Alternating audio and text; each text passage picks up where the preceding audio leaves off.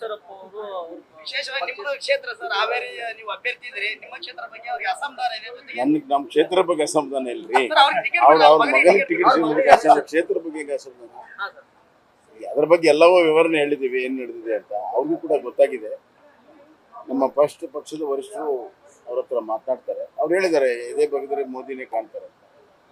ಹೀಗಾಗಿ ಮೋದಿ ಅವರ ಮೇಲಿರುವಂಥ ಒಂದು ಭಕ್ತಿ ಅವರನ್ನ ಮತ್ತೆ ಪಕ್ಷದ ಒಂದು ನೇತೃತ್ವ ವಹಿಸಲು ಸಹಾಯ ಆಗುತ್ತೆ ಅಂತ ನನಗೆ ವಿಶ್ವಾಸ ಇದೆ. ಸರ್, ಈಗ ಅವ್ರು ಒಂದ್ ಕಡೆ ಹೇಳಿದ್ದಾರೆ, ದೇಶಕ್ಕೆ ನರೇಂದ್ರ ಮೋದಿ, ಶಿವಮೊಗ್ಗಕ್ಕೆ ಹಿಂದುತ್ವವಾದಿ ಅಂದ್ರೆ ಯುದ್ಧದಿಂದ ಯಾವ್ದು ಹಿಂದೆ ಸ್ಲೋಗನ್ಗಳು ಇರ್ತವೆ, ಮಾತುಕತೆ ಮುಖಾಂತರ ಬಗೆಹರಿಸಿ. ಸರ್, ಮಂಡ್ಯಕ್ಕೆ ಸ್ಪರ್ಧೆ ಸರ್, ಆ ನಿಖಿಲ್ ಕುಮಾರಸ್ವಾಮಿ ಅವರು ಕೂಡ ಅದು ಅದರ ಬಗ್ಗೆ ನಮ್ಮ ವರಿಷ್ಠರು ಮತ್ತು JDS ನಾಯಕರು ಕುರಿತು ಚರ್ಚೆ ಮಾಡ್ತಾರೆ. ಅದನ್ನ ಅಂತಿಮಗೊಂಡಿಲ್ಲ. ಅವರು ದಿಲ್ಲಿಗೆ ಹೋಗಿದ್ದಾರೆ ಕುಮಾರಸ್ವಾಮಿ ಅವರು, ಅವ್ರ ಜೊತೆಗೆ ಚರ್ಚೆ ಮಾಡಿ ಅಂತಿಮ. ಸರ್, ಈಗ ಚಿಕ್ಕಬಳ್ಳಾಪುರ ಕ್ಷೇತ್ರಕ್ಕೆ ಸುಧಾಕರ್ ಅವರ ಟಿಕೆಟ್ಗಾಗಿ ಬಸವರಾಜ ಬೊಮ್ಮಾಯಿ ಅವರು ಜೊತೆಗೆ ಆರ್.ಅಶೋಕ್ ಅವರು ಪ್ರಯತ್ನ ಮಾಡಿಸ್ತಾ ಇದ್ದಾರೆ. ಅವರು ಟಿಕೆಟ್ ಕೊಡಿಸೋ ನಿಟ್ಟಿನಲ್ಲಿ ಪ್ರಯತ್ನ ಮಾಡ್ತಾ ಇದ್ದಾರೆ ಅಂತ ಮಾಹಿತಿ. ನಿಮ್ಗೆ ಯಾರು ಮಾಹಿತಿ ಹೇಳ್ತಾರೆ ಗೊತ್ತಿಲ್ಲ, ಆದ್ರೆ ಎಲ್ಲ ವಿಚಾರಗಳು, ಎಲ್ಲ ರಿಪೋರ್ಟ್ಗಳು ವರಿಷ್ಠರ ಕಡೆ ಇದ್ದಾವೆ. ಯಾರು ಕೊಟ್ಟರೆ ಗೆಲುವು ಏನು ಅನ್ನುವಂಥದ್ದು ಎಲ್ಲವೂ ಸೋಷಿಯಲ್ ಕಾಂಬಿನೇಷನ್ ಎಲ್ಲವೂ ಕೂಡ ವರಿಷ್ಠರಲ್ಲಿ ಆಗಿದೆ. ಈಗಾಗಲೇ ನಾವೇನು ಹೇಳಬೇಕು, ಪಾರ್ಲಿಮೆಂಟರಿ ಬೋರ್ಡ್ ಎಲ್ಲವೂ ಕೂಡ ಆಗಿದೆ. ಈಗ ಅಂತಿಮ ನಿರ್ಧಾರ ನಮ್ಮ ರಾಷ್ಟ್ರೀಯ ಅಧ್ಯಕ್ಷರು ಪ್ರಧಾನಮಂತ್ರಿ ನರೇಂದ್ರ ಮೋದಿ ಮತ್ತು ಅಮಿತ್ ಶಾ ಜೊತೆಗೆ ಚರ್ಚೆ ಮಾಡ್ತಾ ಹೊರಟು. ಆ ಹಂತದಲ್ಲಿರುವಾಗ ನಾವು ಯಾರು ಏನು ಮಾತಾಡುವಂಥ ಪ್ರಶ್ನೆಗಳು ಎಡಪಟ್ಟಿ ಯಾವಾಗ ಸರ್ ಅಲ್ಲಿ ಆದಷ್ಟು ಬೇಗನೆ ಆಗ್ತದೆ.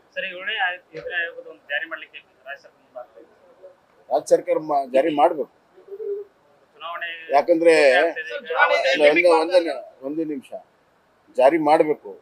ಅವರು ಚುನಾವಣೆ ಪೂರ್ವದಲ್ಲಿ ನಮ್ಮ ಸರ್ಕಾರ ಇದ್ದಾಗ 7ನೇ ವೇತನ ಆಯೋಗ ಜಾರಿ ಆಗಬೇಕು ಅಂತ ಬಹಳಷ್ಟು ಭಾಷಣ ಮಾಡಿದ್ದಾರೆ ಸಿದ್ದರಾಮಯ್ಯ. ಈಗ ಅವರು ಅಧಿಕಾರದಲ್ಲಿದ್ದಾರೆ.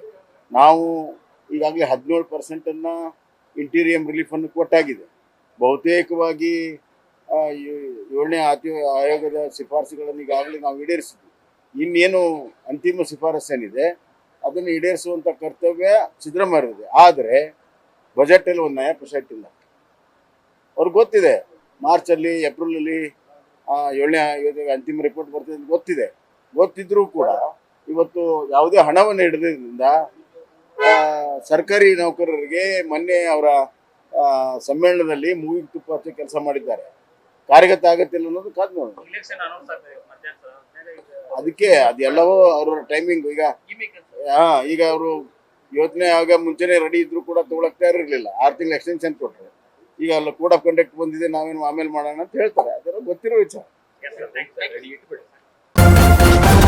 ನ್ಯೂಸ್ ಫಸ್ಟ್ ನಿರ್ಭೀತಿಯಿಂದ ನಿಮ್ಮ ಪರವಾಗಿ.